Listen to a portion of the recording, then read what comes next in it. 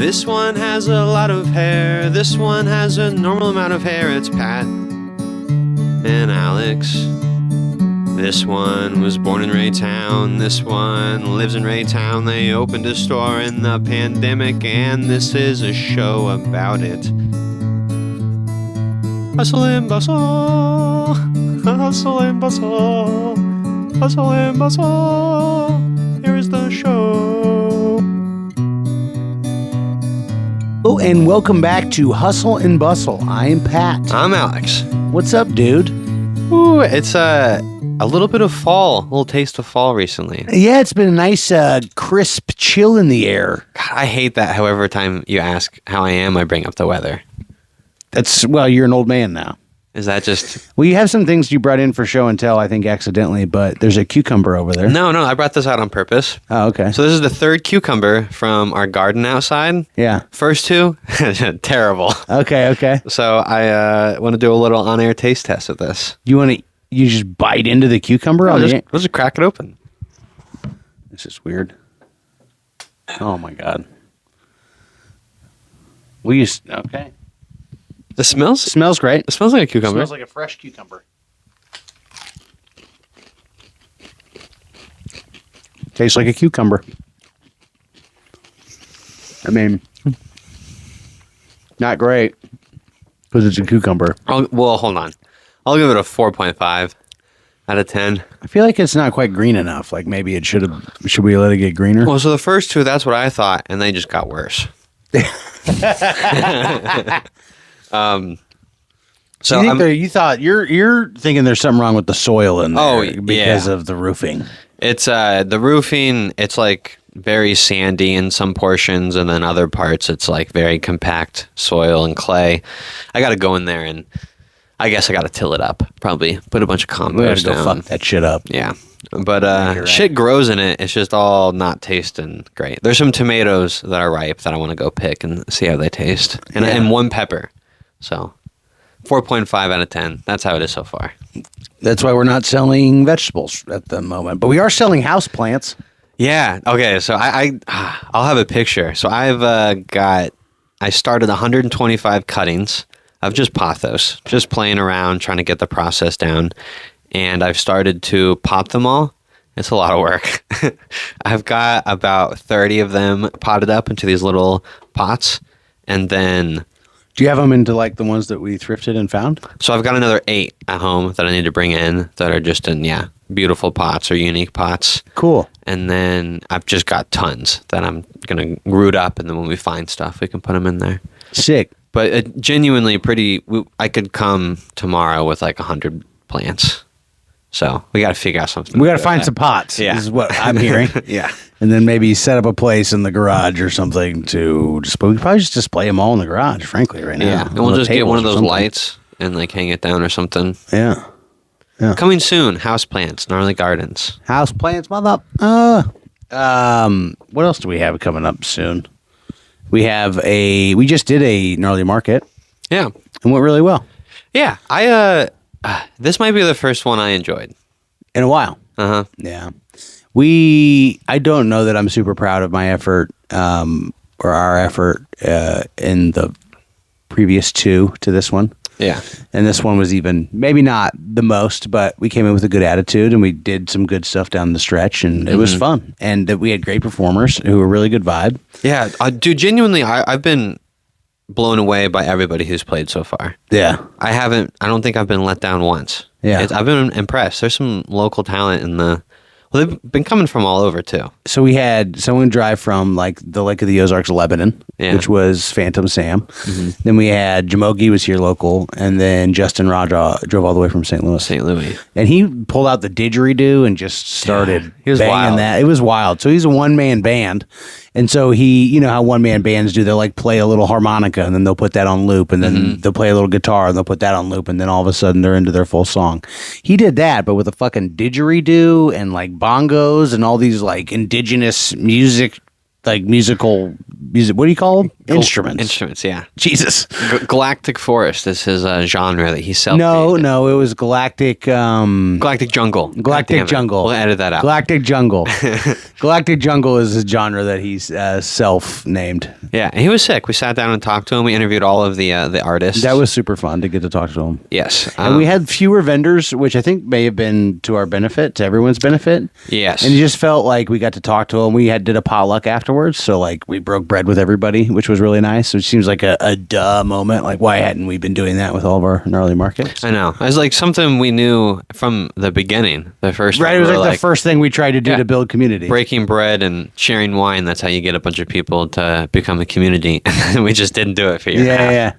But I would say gnarly markets overall, you know, I think what we've learned is it's tough to do a monthly event of that scale.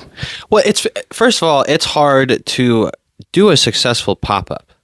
Of any kind. Of any kind. I genuinely, to get 10 or more, just small business vendors to set up and to get all of them enough sales that it's worth the hustle to get out there is really difficult.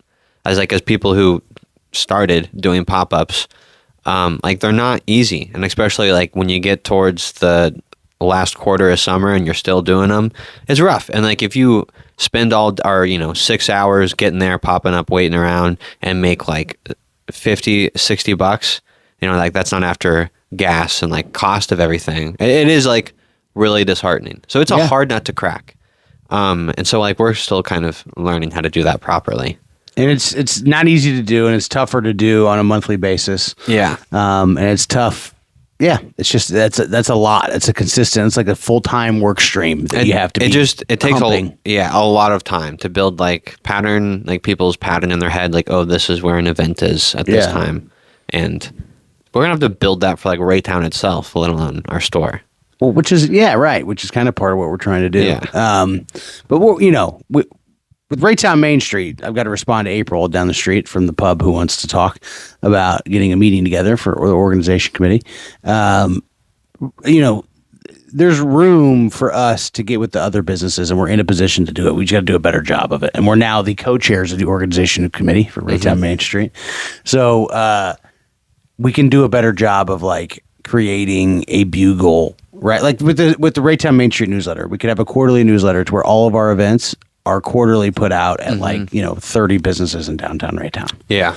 Right? That's something that we can organize and have in place for the next season of pop-ups. Yes.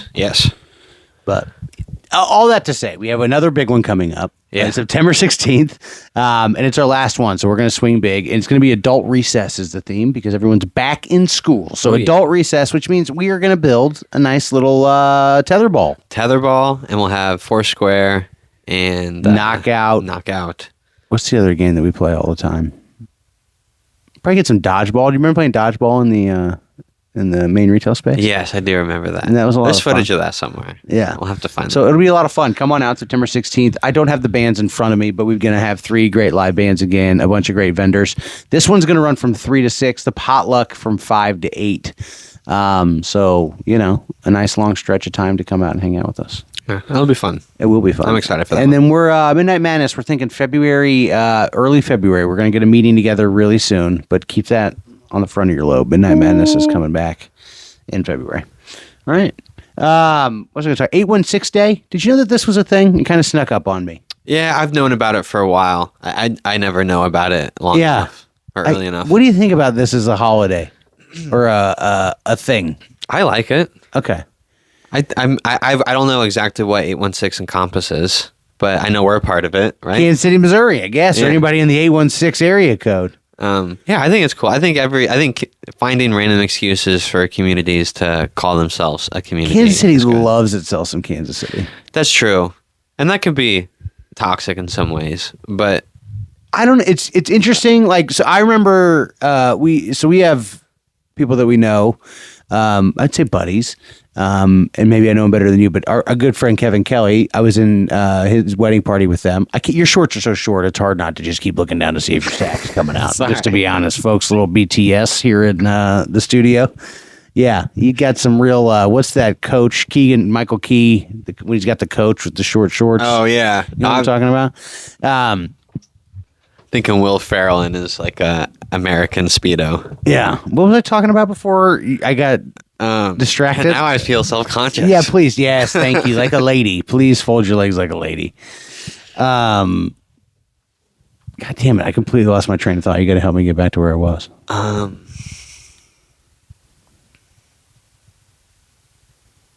Don't make me pause it and watch it. Dude, I had it right before I made the crossing link joke.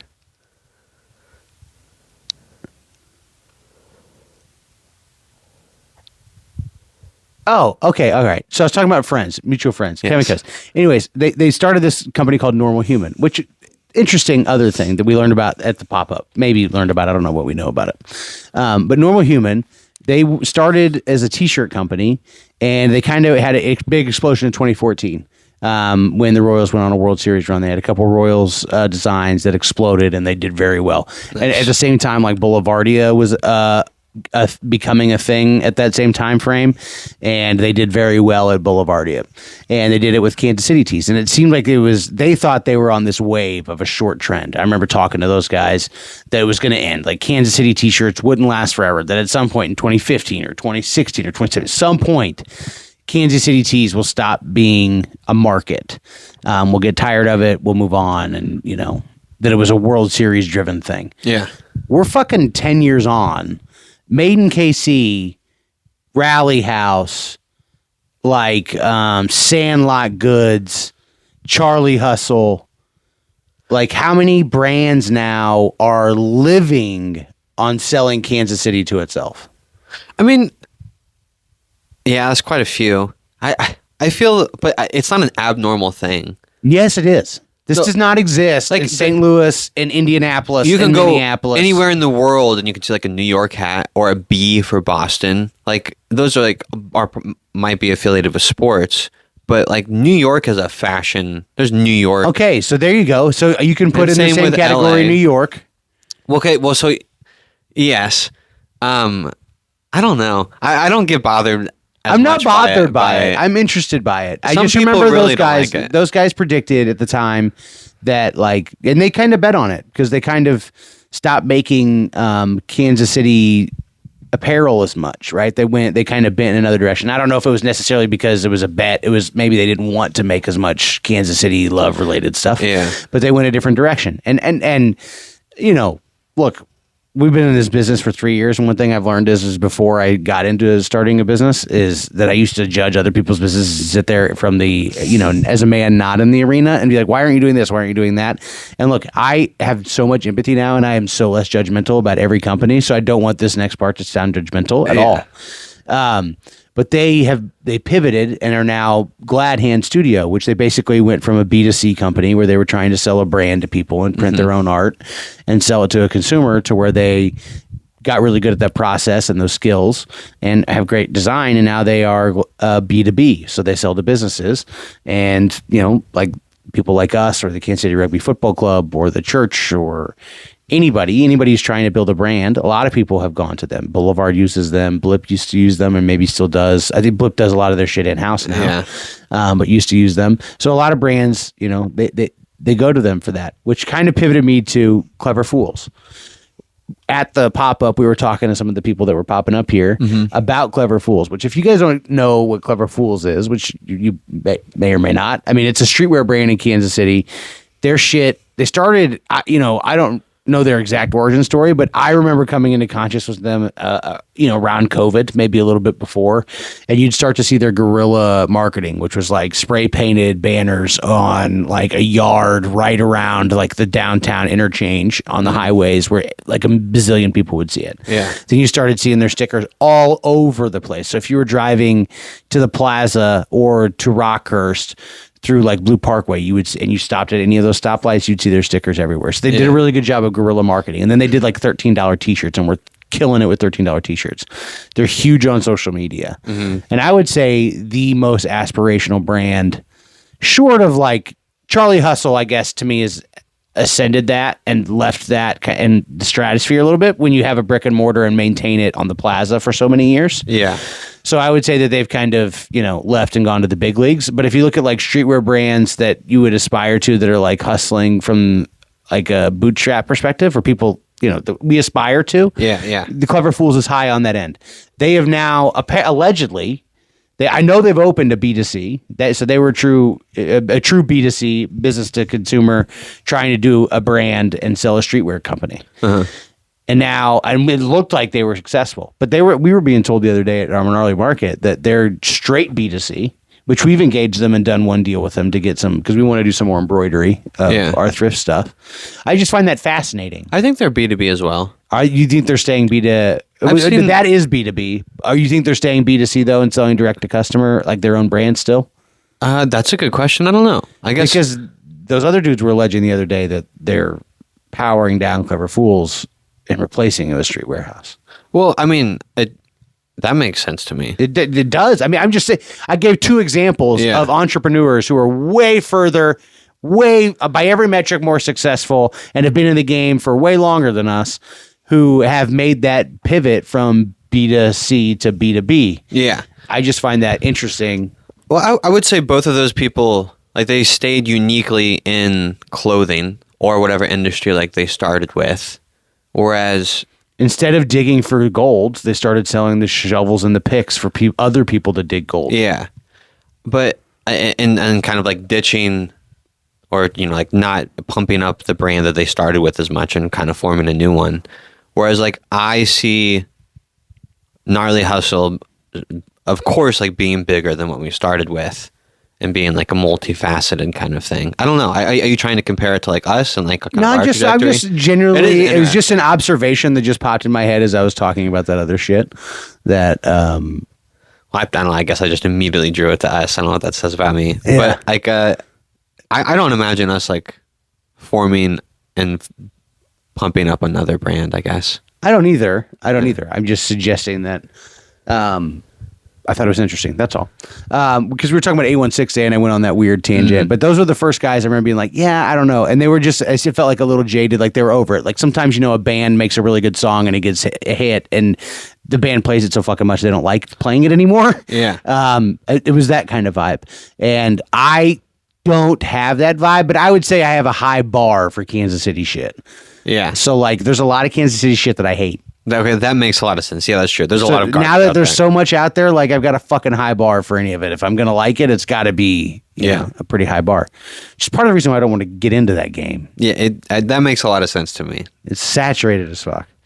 Anyways, Genghis Khan, my favorite restaurant in Kansas City, is gone. Okay. Did you ever eat a Genghis Khan Mongolian barbecue? No. Okay. Well, it was a beloved restaurant for me and my friends. Lived there, I don't know, 30 years it was there, down at 39th and State Line. It was phenomenal. And like the original Mongolian barbecue. Mongolian barbecue had a moment, I don't know, it's been probably 15 years since it had its moment went big when like BDs started going around and opening up all over the country. But Genghis predated all of that and was phenomenal. And it was just never the same after COVID because, it's, Mongolian barbecue, it's buffet style. Yep. And they were slow to come back out of that. And it was just, it was just never the same. And I guess she blamed, the owner blamed, it's just tough to get workers. And then there was kind of a Reddit explosion of people saying that she was kind of a tyrant to work for. So I don't know what the reality is, but it's sad that like this Kansas City institution, in my opinion, is gone. Disappearing. Yeah. Shame. I do love a good Mongolian barbecue cuisine. Just never, I don't think I've ever been to that one. Dude, back in the day, you'd go there. I mean, obviously endless plates, so it's as many plates as you could get. Mm-hmm. And then they would also have this table with fucking buffalo wings or like fried chicken wings, and it would have crab ragoons in it, and it would have like these other treats. And then there was another table that had like egg drop soup and this other soup, which why would you get anything other than egg drop? But like all of it was just help yourself all the time. This was pre-COVID. What a dream scenario. I'm a slut for a crab rangoon. Oh, yes. Oh, I'll eat a family order of them. And that was the best crab rangoon in the city, and now it's gone. So R.I.P. Genghis Khan. Did you see the $650 million development that got approved or is being approved by the one school? board? No, this is down in the riverfront, right by the current stadium. Okay, no, but I have another development I want to talk about after this. Okay, well, it is a $650 million mixed-use development at Riverfront, 1,000 apartments, 210,000 square feet of office space, and 53,000 square feet of retail space. And this is going right down. This is being the people that own the developers are Angie and Chris Long, which are the owners of KC Current. So they built the stadium there, and now they are building a fucking right? $650 million retail and fucking housing development down there too. Wait, where is it going? Right next to it. So like, you know, when where Art Garden is basically, I gather all over that bitch. Dude, I've been crossing my fingers that was going to stay a park. Oh, I think the Berkeley Riverfront Park will still stay there, but there's a ton of real estate down there. Yeah, there's nothing down there. They've built, so there's Bar K, then there's like 2 apartment complexes right next to Bar K, and then the park and the stadium. That's it. There's not a gas station down there. There's not shit down there. Yeah, which doesn't make sense. Like I never until this year didn't realize its proximity to the riverfront. Yeah, I guess this was planned. It's like 4 minutes. Yeah. It's right there. It's a mile from City Market. You don't have to take any turns. You just follow the road. Yeah. It's a cool area. I guess now I've never really experienced it unless you've done like the KC Crew volleyball or shit down there. Which is cool too. Which is cool. But it seems like, a very underdeveloped, neat place in Kansas City. Yeah. Like, what's that city in Oklahoma? Is it Tulsa? That's got that real cool like riverfront park that like stretches the whole. Oklahoma City has Bricktown, and then I don't know which one. I don't know. Tulsa's got a riverfront. Yeah. Like that is something. We played rugby there. Yeah, yeah. Like, it's got a whole pitch, and it's just like miles of like courts and parks and like that would be. I think Berkeley Riverfront's about to be really cool. Yeah. So if there's $650 million floating around, it's got to be. How rich can one family be? One married couple owns a soccer team, built like a $117 million stadium, and now is a $650 million mixed-use development that they're building. I mean, that seems bananas. Also, the other thing that seems bananas to me, 210,000 square feet of office space. Like, in today's world, like, you really, like, does Kansas City $210,000 or 210,000 square feet of office, like, space shy of what we need for inventory? I don't know. Like, I got to imagine that I thought office space was about to be deserted all over the place. It is being deserted. It is deserted all over the place. I guess there's a lot of people still betting on that not being a permanent, like, people will come back. I don't know. Yeah. I hope people come back, but I get it. Yeah. Okay. There's this abandoned school. I've driven past it, like, hundreds of times doing deliveries because we work with a lot of schools in the area, and it's a really cool looking old school, dope property. A lot of old schools are cool. Yeah, and like it just sits there like a castle. And I've always thought like, dude, it'd be so cool to purchase that and like refurb it into like just like a big modern community hub. And that's exactly what this one lady has done. She's like purchased it and then gotten a bunch of like grants, and she's funded a complete refurb into medium and low income housing, apartments and lofts. And then they're building like a like shared community workspace, and then like a community kitchen and a community gym, and like all of this like community amenities specifically for like low income neighborhoods. So, like surround all these grants are funding it, I guess. I can't remember all of the details. But I gotta find her name. It's pretty badass. Like, that's what money can do. You can do cool things and really good things with money. Yeah. Like, why there needs to be more people being like, I can be rich and do cool shit. Like, why don't like everyone evilizes like rich people, but like you also can attain that amount of power and wealth and then do cool things with it. Sure, yeah. There's rich people who do cool shit all the time. Yeah. There just needs to be more discussed about them. Like, this should be hyped up, I think, more than like I've read about it. It's a dope ass thing that's going to affect like tons of local people. Yeah. I'm with you. I think that's awesome. That's a super cool. The more and more I think about it, like, I don't know. We should be really reinvesting in the buildings that we currently have. Yes. Like, it is so stupid the way that we have as America, like, erased subdivisions and fucking parking lots and shopping malls and built new ones. Yeah. It's bananas. It's a weird, the whole... And like, the whole system is built to propagate that because when you refurb something to make it to code is exponentially more complicated and expensive and takes longer than to build something new to code. Mm-hmm. And it is just outrageous. Like, to how much the system like de-incentivizes, like Fox's Drugs, for example. Like, I remember gabbing about it with some people, and they pre-COVID were open and operating a soda fountain, and they had like, the grill back there working, and I think they served breakfast and whatnot. Mm-hmm. And which is what it operated as for fucking 50, 60 years and what it should be today. Yep. And since COVID, they haven't. And since then, all of their like permits and licenses and all this stuff has lapsed. And so has their grandfather status.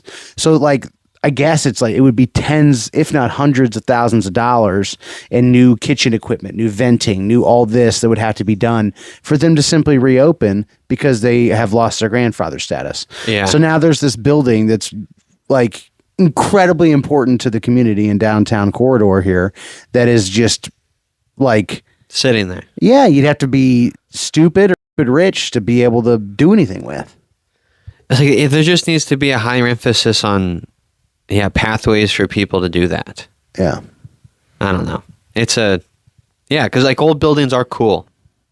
They may not, you might have to like get creative to, fix whatever, like solution you want out of the space that's already there. Right. But again, we've been creative in fucking building this, just like given the space we have. Totally. All right, a couple different weird things here. Marion County Record. Did you see what happened here? This is a rural Kansas newspaper. Yes. Was raided by the police. Now, they had a warrant, and the police came in and seized a whole bunch of records, a bunch of electronics, and it all stemmed from the Record running a story or investigating and running a story on somebody having a DUI. Like in some restaurant or something. Yeah. Some restaurant owner. Yeah, some local person.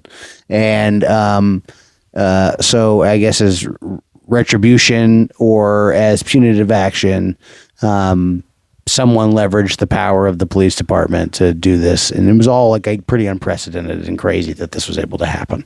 So now like people have swooped in. The Star's lawyer is representing them. Their shit's been returned to them. The warrant's been withdrawn. All this kind of crazy shit's happening. I guess the police officer, their police chief, came from the Kansas City Police Department. And so it looks like he may be in a lot of hot water right now. It just seems bananas like that happened. I mean, when I first read it, I just thought like this is just small town like beef. Everybody knows each other, and it was more like I don't know. I get the precedent it sets and how crazy it is for like the police to bust in and like confiscate journalism stuff. People hate the media so much that it is going to be to the detriment of the country. Already has been and will continue to be. Like, I think that there's this opportunity. I talked about it just this last fucking podcast. I think about the opportunity for newspapers and maybe for them to come in and become like the ombudsman of truth again. Yeah. And it's going to be hard to do when shit like this, if it's allowed to happen. You know what I mean? That's why you got to get independently wealthy, and you can just beat the police force around as wealthy people do in America and print and say whatever you want. Like that's obviously it's all like, you have to accept that's what you have to do. Yeah, that's it. You just got to be Bruce fucking Wayne. Deion Sanders. Yeah. Okay. So I don't know how to feel about this. So like I grew up playing sports all the way through college and like contact sports, violent sports, wrestling, football, rugby. But I have never, except for a few times, which just I think has to happen when you're playing violent sports. But I almost never want to fight people. I'm very much a pacifist. Like I would rather turn and walk away and like take a couple of punches than like return one. Mm-hmm. It just, first of all, it hurts. Fighting hurts, and I don't like to get hurt. But so this inter squad, it was inter squad or inter team like preseason's scrimmage with one of our Deion Sanders, the Colorado Buffaloes. Anyway, there was a fight, and some of the players who were on the team that like the fight was happening like saw it and kind of like turned and just kept walking by. And Deion Sanders brought them all in, and he gave them just like a berating for walking away from when, you know, your teammates were defending themselves essentially, and not going in and helping your brothers out and making sure that like the family's okay, and you know, and then after the fact chastising deciding what happened and like if it was your fault, then ensuing punishment, but not like letting the fight be the punishment. And I just how do you feel about that? Would you've been a coach of a lot of youth? It depends on the context of what's going on, but totally, I genuinely err on the side of Deion's being an idiot and an asshole. Yeah. I mean, there's a big culture thing in the world. I was watching youth football. The other youth football's back. They use the park by my house where I take the dog. Nice. And so I was like, it was kind of nice to see little kids smashing into each other. Hell yeah. But like, there's been a thing going around on the internet lately of like, you know, the Oklahoma drills where like kids just run in a tunnel at each other, like basically a run it straight drill. And, you know, coaches animatedly, excitedly championing when one kid like just flies off his feet, helmet to helmet, drills another kid and knocks him the fuck out. Yeah. And like, all right, some people think that's child abuse, and some people think that like that's good coaching. So that's the spectrum. Okay. I think I definitely don't think it's okay. I don't think it's good or positive. Yeah. And child abuse seems a bit aggressive, but I would never allow my kid to participate in a team where that was being championed or something like that was happening. Yeah. And so Deion, I'm sure, is just trying to like make his team tougher or build some kind of like fighting spirit or something.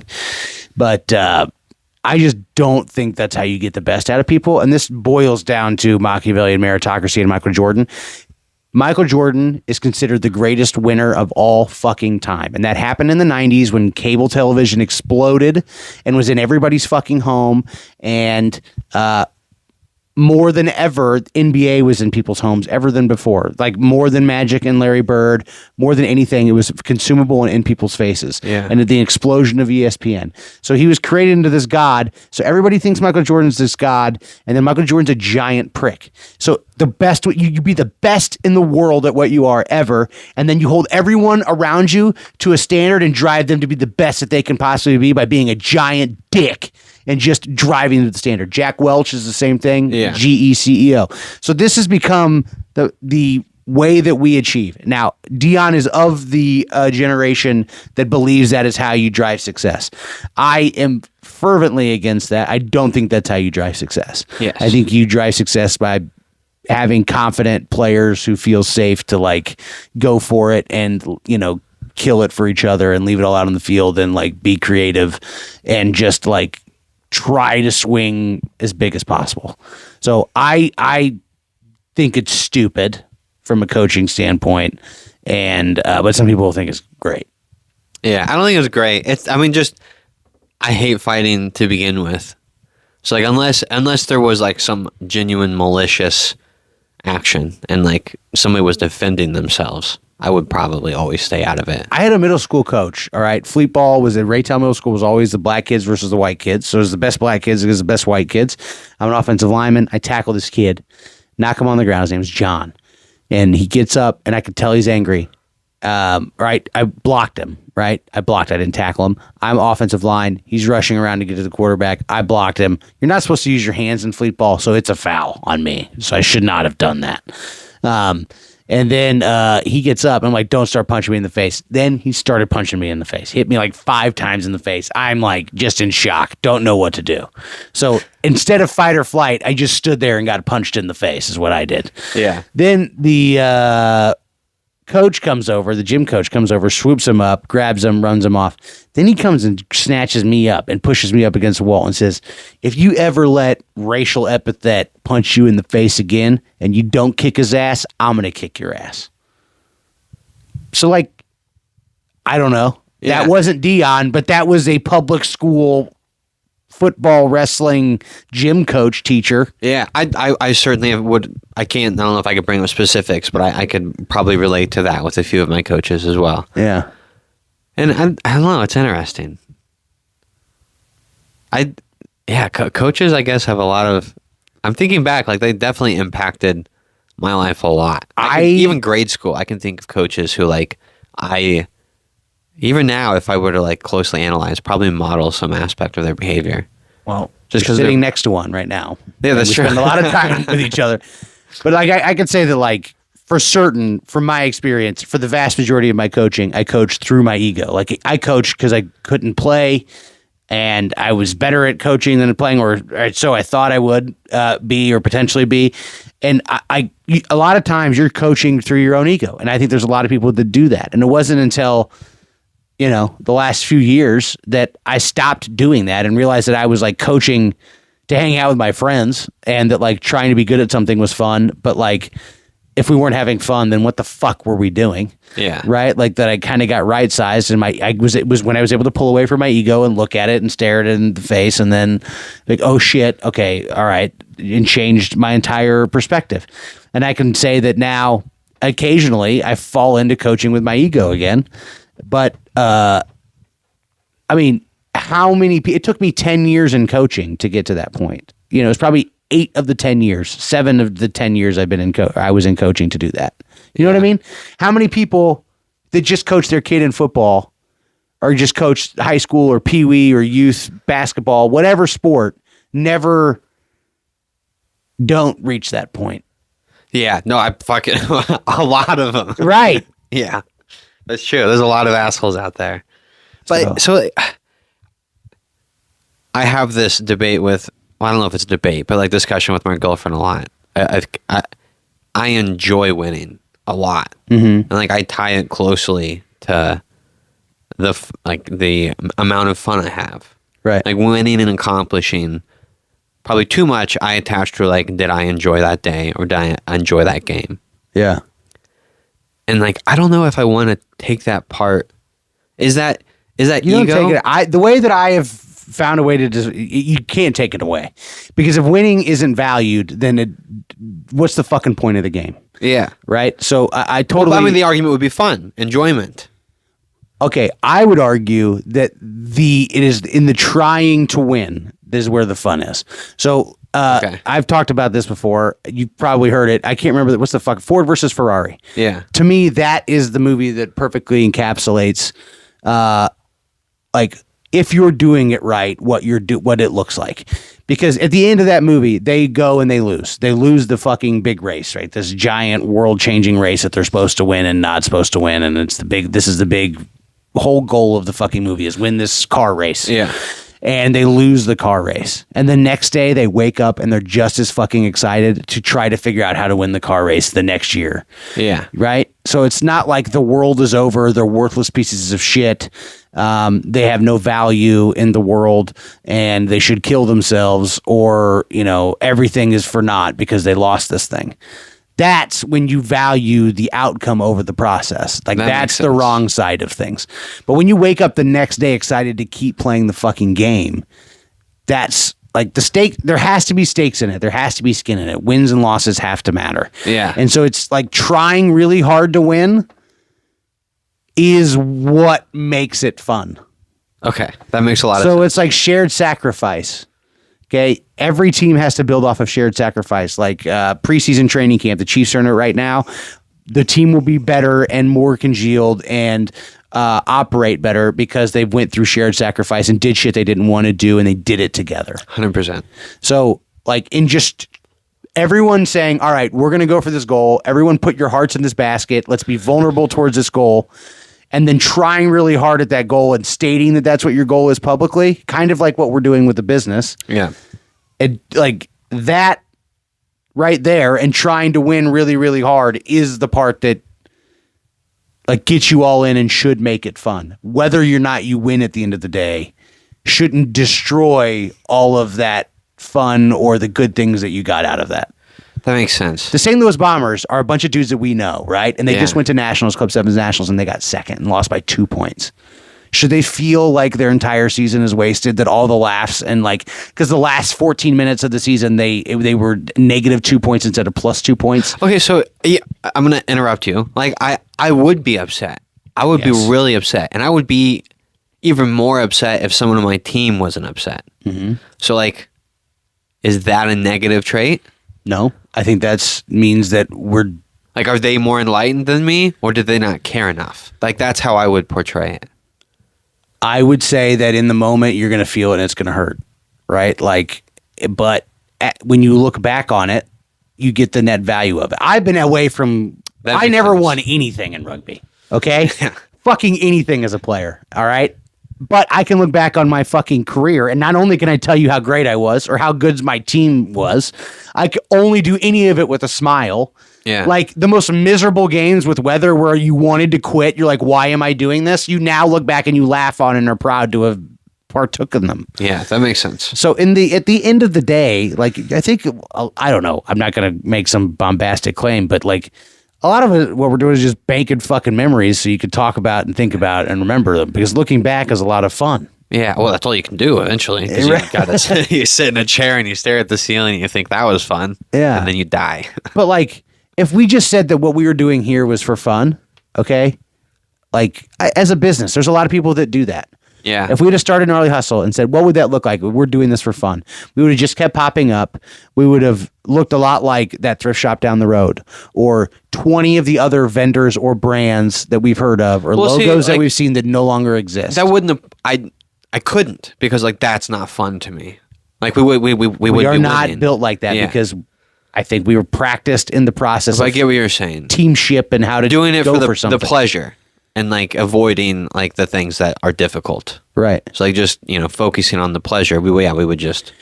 Would we not? Could we not? I know I could stand to benefit, and I have benefited somewhat recently, but I'm still going through it. But like, I don't know. If you think about, it's what we talked about the other day. Fucking like, all right, that gnarly market.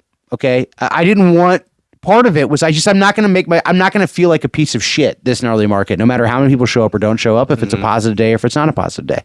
Now, I don't know if that many more people showed up than have the previous 2 gnarly markets, but I would consider it a much more successful one. Yeah. Now, our register shows there is a metric that it was better. For us, it was the best gnarly market we've done at a register. So there's a metric to suggest that it was, and there were more people there. Yeah. But everyone left, I feel, in a better way. 100%. All right. And so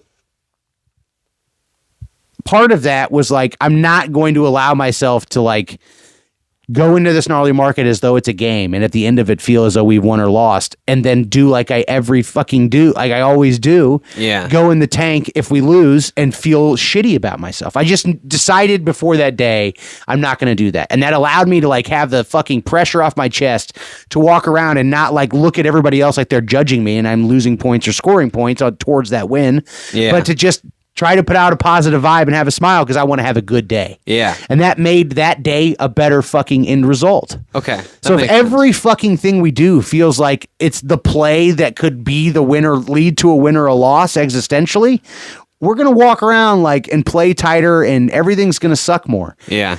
So like there is probably like a zone on the spectrum you'd like to keep it. I had this, I kind of came to the same conclusion in a different way. But like I viewed the success of these, this is the way I forced myself to view them, like for the sake of continuing on and like trying my hardest every time, was that like the success isn't like, was this one good or bad? But it was like, do I take the last 20 gnarly markets and were they good? And so like these first 6 are just wrapped into that average of the first 20. Mm-hmm. And like the second 10 will be 100 times better than the first 10. Mm-hmm. And you just have to get through the first 10 to get to the second 10. And so like that's how I viewed these, is like we're learning and we're making progress and we're making a lot of right decisions in areas and a lot of improvements, but still lagging in some areas. And yeah, so I guess that's how I've like helped myself not focus on the outcome of each one, but more like this is just extrapolating them out. But by doing that, you take the heat off of each one. This is the first 5 minutes of a 90-minute rugby game. Right. And so, the first 5 minutes were rough, but like, we got another 5 minutes. Yeah. And we get the ball this time. And then, like, yeah, so yeah. Even that though, right? Like imagine zip forward 3 months. Okay. And you look back on every gnarly market we've done. Imagine September's no better or worse than August just was. Yeah. Okay. So it's not revelatory. It doesn't save everything and say we're in the right trajectory and it's not worse. Don't you think you'd look back on the gnarly markets and look at them as a whole and say, good? Like positive value gained. If we stopped at that 10, no. You wouldn't? No. Okay. But because I view them as like, just like the business, like to be open 5 years, you have to be open 2. And if we were to stop right now, yes, like there would be plenty of positives to look on, but I would overall. Oh, yeah. Okay. All right. Well, you're saying that means that they don't go forward and we don't do them again. I'm saying, obviously, we're going to sit down and have a conversation. I think it's more about how many we do. Right? Yeah. Right now, I would say monthly is too many. But in 3 months' time, I think we'll have the separation of it and we will look more fondly on it 3 months from now than we do in this very moment. Yes. Because we'll look at that package like, all right, what did we get? All right, who came through? We'll remember smiles and we'll remember more of the positives, I think. They'll be way better because we'll have such a larger value to give people, which is something I'm self-conscious about. Like, I mean, that's With the bar, you're saying. Well, yeah, and just owning a business. Like, that's why you open a business, because you think I can provide you a better value than other people are. Right. And so, like, it doesn't, what Gnarly Hustle can currently provide you, while it currently is awesome, is such a fraction of, like, what I want it to be in my head. Sure. So I'm self-conscious about that. Fuck, I lost my train of thought. Well, we were talking about gnarly markets. Yeah. But judging. We'll also leave the future ones with fatter pockets. Right. Which will make them way more fun. Like, Right. And so, like, winning games is more fun than losing winning them. the 5 minutes makes the next 5 minutes, more exciting for sure. And 100%. so, like, that will, I think, also play a factor. Because, like, we'll, I think, eventually being like, how many gnarly markets can we fit in a summer? Yeah. Will 100% be our attitude, because we'll look at, like, every day we're not, promoting or building something that's going to be an gnarly market-esque type of event. Right. Will be a waste. Yeah. Which will be right. Yeah. And but that you're talking with that assurity because you're assuming there's going to be a revenue stream of a bar. yes, of course. And that's something we've been working on, Yeah. right? So that's, that won't just be because we've done an 11th or 12th gnarly market. It's because the 11th or 12th gnarly markets have alcohol. The first 10 didn't. Yeah, that's also a big factor. Yeah. I would say, we were just talking about this, but I just thinking back, like, our experience, Lindenwood Belleville. Okay. I got fired. I went out in infamy. Wasn't great. Was a very dark period in my life. And one that took a couple years to get back on my feet from. Was part of how I fell to rock bottom and ended up losing weight and all this stuff. That was definitely a big part of the chapter. Yeah. And you ended up winning a national championship. A year later, you stick around, you graduate. For all intents and purposes, you wrote a storybook ending. Yeah. But we did, I don't know what percentage of that, 75% of that trip together. 66% of that trip together. The way I remember it is not how, like, it actually happened. Right. Like Joe and I love. Yeah, well, we'll hold my opinions. I had other coaches, and, like, I enjoyed being coached and, like, the product that we produced. But, like, the way the memory is in my head, they represent a smaller fraction than I think they actually did. Which, I guess, I apologize to you guys because you did a lot. You got us there. But yeah, like, what I'm describing is, I guess, just like, I don't know. The point that I was driving at was just that, like, it took a lot of work to get to be able to, for this to be true. But, like, because I looked at that, when you guys won, I felt relief. Because I was like, I dragged you guys here, I sold you something, and now I feel like a snake oil salesman because I'm gone and I have no idea what's going to happen. Yeah. Right? That makes sense. So when you guys won, I was like, thank God I feel a sense of relief. But it took a long time to not feel like a giant failure, to feel like I did something positive there, or that my time there was on the whole a net and a positive. Yeah. And, like, even now, like, it is a huge positive. Yeah. It is, even the bad things that happened there were the best things that ever happened to me. Me being fired in the way that I did led to the weight loss, led to where I am in my life now, which is a way happier, more whole human being than I was then. Yeah. So, like, I don't know. You won. I lost. Most of our experience was the same. I'm still looking back on that experience as a really, really rich one that was valuable. You know what I mean? Yes.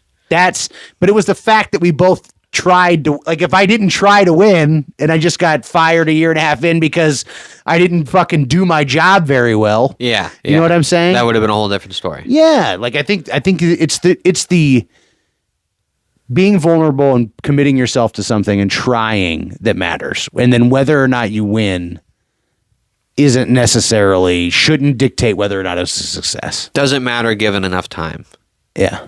I say time is Yeah, really that's important. exactly. Put shit in perspective. Yeah. Yeah. So winning and losing, I don't know. Success. We had success on the outline, so we kind of stuck to it in a little bit of a way. All right. Video wheel. Let's do the video wheel. Okay. This is an idea that we haven't really done a very good job of. We did it kind of. The last time we did it, we drew TikTok. We were supposed to make a TikTok dance. Yeah. Then you went off and made the Super Bowl shuffle. Recreated the Super Bowl shuffle. A whole other generation. Then I got intimidated, and it took me a week, and I put together the Footloose remake. So we didn't do a very good job of it, but this will be our third attempt at doing this, and our goal is to challenge ourselves each week. Alex will have to stick to so neither one of us actually made a fucking TikTok dance video. No, not really. So now we're going to challenge ourselves to give ourselves a video prompt that we have to make each week and then somehow determine a winner or a loser. So literally next week we're going to make it happen. We're going to be making a video based on whatever this video wheel comes up with. Hey, you should still watch those videos. Yeah, you should watch those too. Ice Bucket Challenge? Ice Bucket Challenge? Yeah. Okay.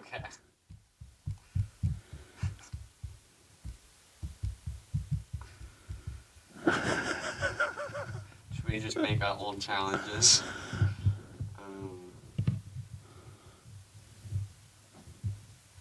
Ding dong ditch people with green cameras. I want to get into TPing again real bad, but that's probably not the best.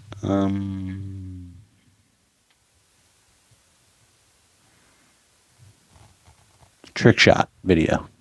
Okay. Got a basketball goal.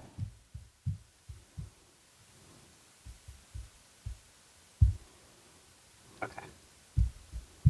That's enough. Okay.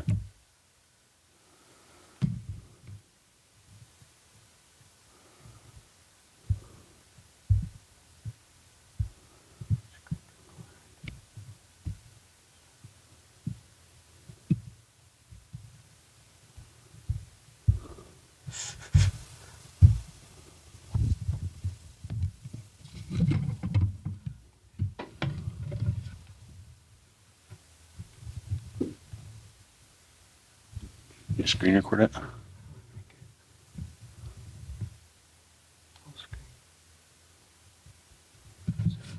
Okay. Yeah, it's screen recording. Are you ready? Yeah. I don't want to do some of these. Dangerous wheel. It's spinning. I know, we should raise the stakes maybe. This is fun. I like this adrenaline. 80s 80s workout. Okay, I can deal with that. Yeah. We can make an 80s workout video. Okay. That's what you got to do. Coming to you next week, 80s workout video. I'll probably be better. So, We'll see. see you later. Peace.